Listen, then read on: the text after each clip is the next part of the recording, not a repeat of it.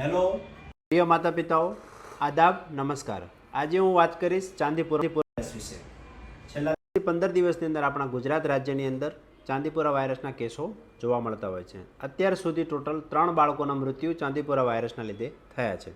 સાબરકાંઠા જિલ્લાનું 1 બાળક અને પંચમહાલ જિલ્લાના 2 બાળકો, એટલે ટોટલ 3 બાળકોના મૃત્યુ થયા છે। ચાંદીપુરા વાયરસનો સૌપ્રથમ કેસ મહારાષ્ટ્ર રાજ્યના ચાંદીપુરા ગામે 1965ની અંદર જોવા મળ્યો હતો। ત્યારથી એનું નામ ચાંદીપુરા વાયરસ તરીકે ઓળખીએ છીએ।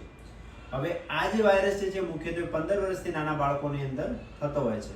કઈ રીતે થાય તો સેન્ડ ફ્લાય નામની જે માખી છે એના કરડવાથી થતો હોય છે। આપણા ઘરની આજુબાજુ જો પાણી ભરાયેલું હોય ચોમાસામાં ખાસ કરીને, તો એમાં એ જે માખીનો ઉપદ્રવ થાય એના લીધે એ માખી કરડે અને એનાથી આ વાયરસ થાય છે। અમુક કિસ્સાઓની અંદર મચ્છરના કરડવાથી થાય છે, પણ એ એકદમ નહિવત હોય। આ વાયરસના લક્ષણોમાં મુખ્યત્વે 15 વર્ષથી નાના બાળકોની અંદર એ ચપેટમાં આવી જતા હોય છે। એમાં ખાસ કરીને બાળકને તાવ આવે, માથાનો દુખાવો થાય, બાળકને સતત ઉલટી થયા કરે, ઘણીવાર બાળક બેભાન પણ થઈ જાય અને બાળક એકદમ સુસ્ત રહેતું હોય, કંઈ ખાય પીએ નહીં, અને એટલે શરીરમાંથી પાણી પણ ઘટી જાય। અને અમુક કિસ્સાઓની અંદર બાળકને આ વાયરસના લીધે મગજ ઉપર સોજો આવી જાય, એટલે ખેંચ પણ આવી શકે છે।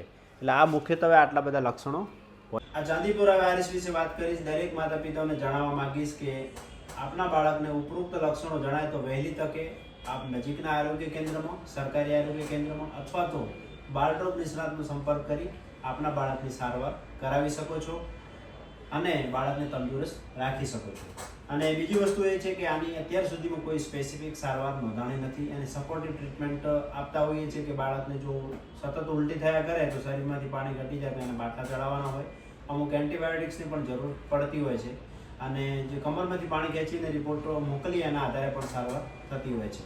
એટલે કોઈ પણ ચિંતા કરવાની નથી, બિલકુલ ગભરાશો નહીં। વહેલી તકે બાળકને જો લક્ષણો જણાય તો તરત જ તમે ડૉક્ટરનો સંપર્ક કરી અને એની સારવાર કરાવી શકો। એક કહેવત છે ને, prevention is better than cure, એટલે અટકાવવા માટેના ઉપાયો કયા કયા પગલાં લઈ શકાય વાયરસને અટકાવવા માટે, એના ઉપર ખાસ ધ્યાન આપવાની જરૂર છે। તો સૌપ્રથમ આપના ઘરની આજુબાજુને ખાસ કરીને ચોમાસાની સિઝનમાં જો પાણી ભરાયેલું હોય તો પાણીનો જે ભરાયેલું છે એને તમે ત્યાંથી પાણી નિકાલ કરી નાખો, કે જેનાથી બ્રીડિંગ સાઇટ્સ કે જે મોસ્કિટોની એટલે કે મચ્છરની અને સેન્ડફ્લાય નામની જે માખી જે છે એનો ઉપદ્રવ થતો જ અટકી જાય। આ જ એનું મુખ્ય પગલું છે। બીજી વસ્તુ, આપના બાળકને આખી બોયના કપડાં પહેરાવો, બરાબર, દિવસે અથવા રાત્રે, એટલે એનો જે ભાગ હોય એક્સપોઝ ના થાય। અને ત્રીજી વસ્તુ છે મચ્છરદાનીનો ઉપયોગ કરો, બાળકને દિવસે અથવા રાત્રે મચ્છરદાનીમાં સુવડાવો।